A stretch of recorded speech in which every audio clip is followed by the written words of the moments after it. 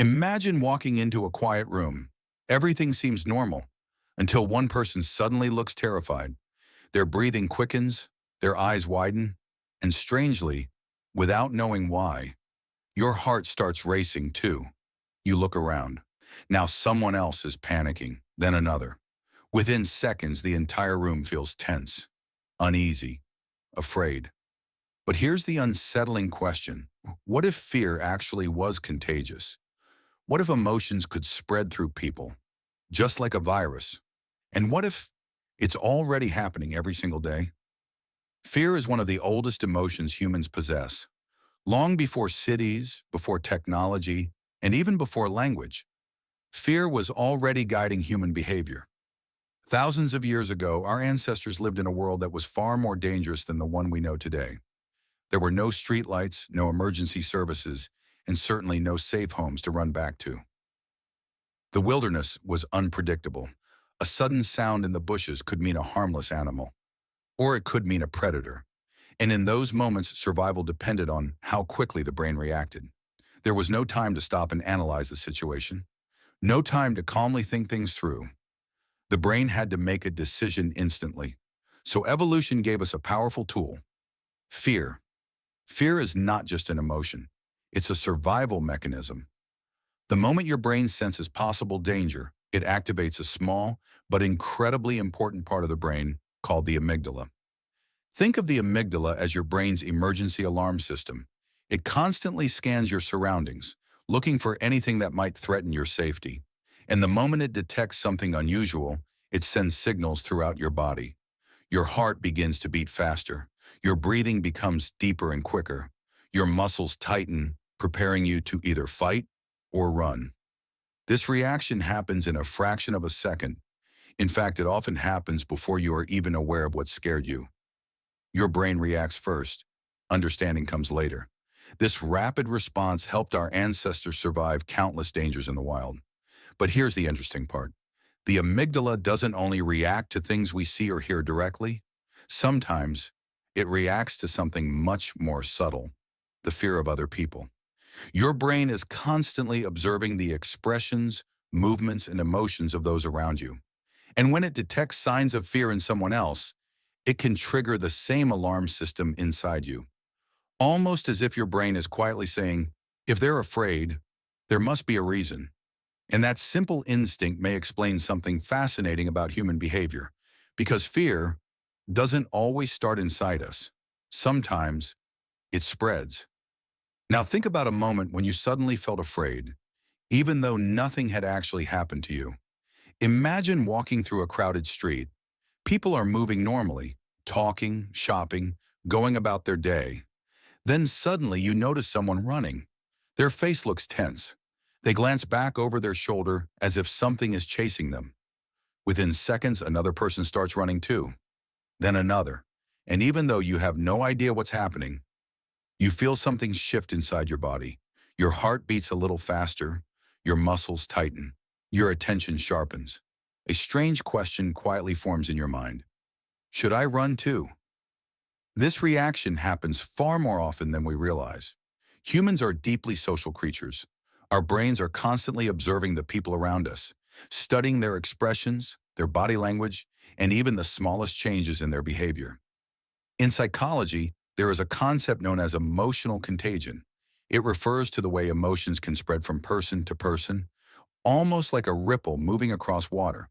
When someone near you feels joy, you may begin to feel lighter too. When someone laughs, you often feel the urge to laugh as well. And when someone is afraid, your brain becomes alert. Part of the reason for this lies in the way our brains evolved. For most of human history, people survived by living in groups. A single individual might miss a hidden danger, but a group of people watching each other had a much better chance of surviving. So our brains developed a shortcut. Instead of analyzing every situation from the beginning, we often rely on the reactions of others. If someone suddenly looks terrified, your brain doesn't wait for proof. It assumes there might be danger nearby, and it prepares your body to react. This response happens incredibly fast, often faster than logical thinking. In other words, your brain is constantly asking a silent question. If they're afraid, Should I be afraid too? And sometimes that simple instinct is enough to make fear travel from one person to another and then another, almost like an invisible chain reaction. But when fear begins moving through a group of people, instead of just one or two, its effects can become far more powerful and sometimes far more dangerous. Now imagine that fear doesn't just pass between two people. Imagine it spreading through an entire crowd. You're standing in a packed stadium, thousands of people around you. Everyone is watching the game, talking, enjoying the moment. Then suddenly, somewhere in the distance, a loud noise echoes. At first, only a few people hear it. One person stands up quickly. Another turns around with a worried expression. Within seconds, a small group begins to panic. They start moving quickly toward the exits. Now others notice the movement. They don't know what happened. They don't know if there is real danger, but they see people rushing, and their brains react instantly. More people begin to move, then more. Soon the calm atmosphere disappears. What was once a relaxed crowd becomes tense and chaotic. This phenomenon is known as crowd panic, and it happens because in uncertain situations, humans instinctively look to others for clues about how to react. When we don't have enough information, the brain relies on the behavior of the group. If everyone seems calm, we stay calm. But if people around us suddenly appear frightened, our brain assumes something must be wrong, so we follow the same reaction. It's a powerful survival instinct that once protected our ancestors in dangerous environments. But in modern situations, it can sometimes cause fear to spread faster than the actual threat itself. And when fear moves through a large group of people, it can transform a single moment of confusion into something far more intense. Because once fear takes hold of a crowd, it becomes incredibly difficult to stop. But what exactly causes us to feel another person's fear so quickly? Why does simply seeing someone panic trigger a reaction inside our own body? Part of the answer may lie in a fascinating system inside the brain known as mirror neurons. Mirror neurons are special brain cells that activate not only when we perform an action, but also when we observe someone else performing that same action.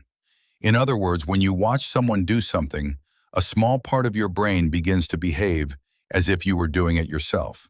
For example, imagine watching someone accidentally cut their finger. Even though you're perfectly safe, you might instinctively flinch.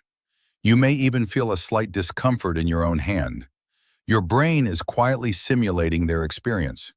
This same system also applies to emotions.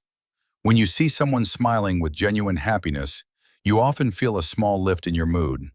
When someone near you begins laughing uncontrollably, it becomes difficult not to laugh as well. And when someone looks deeply afraid, your brain begins to mirror that emotion.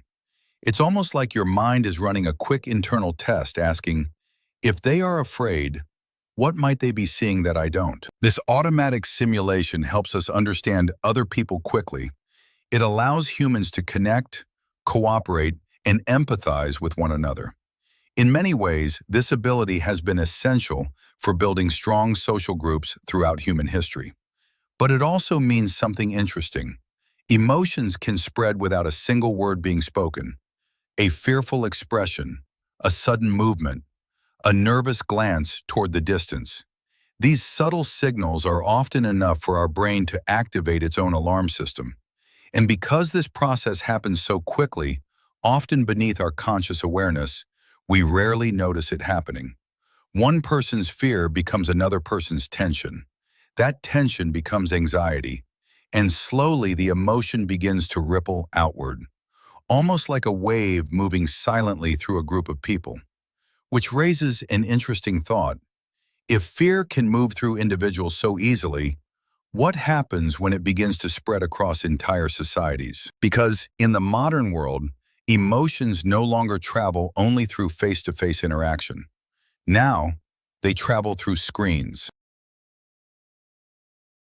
Now imagine this for a moment. If fear could spread from person to person, how many of your fears would actually belong to you? Think about it. When a crowd suddenly panics in a public place, when one nervous passenger makes an entire plane feel tense, when a single rumor turns an entire community anxious. Is that really your fear? Or did it quietly travel from someone else's mind into yours? Psychologists already know something fascinating. Humans naturally mirror emotions. When someone yawns, you yawn. When someone laughs, you often laugh too. And when someone looks terrified, your brain instantly prepares for danger. Your heart beats faster. Your muscles tense. Your mind scans the environment, even if you don't know what the danger actually is. In other words, fear already behaves a little like a virus. But here's the deeper question. If fear spreads this easily, what else spreads the same way? Confidence?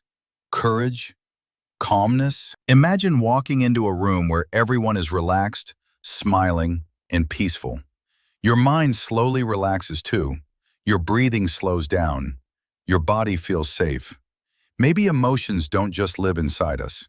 Maybe they move through us, from person to person, from mind to mind. And if that's true, then every time you react to something, you might also be influencing the emotions of everyone around you. So the next time you feel fear rising inside you, ask yourself something. Did this fear start with me, or did it arrive from someone else? And if fear can spread, maybe courage can spread even faster. Maybe the calmest person in the room is actually the most powerful one. But what do you think? If fear really were contagious, would society become more dangerous? Or would people learn to control their emotions better? Would governments try to control fear? Could someone manipulate entire crowds just by spreading panic? And the most interesting question of all, how many of your fears are truly yours? Take a moment and think about it. And if this video made you question the way emotions work, make sure to like the video, share it with someone who loves psychology, and subscribe to the channel for more mind-bending ideas about how the human brain works. Because sometimes, the most powerful mysteries in the world are not outside us. They're already inside our minds.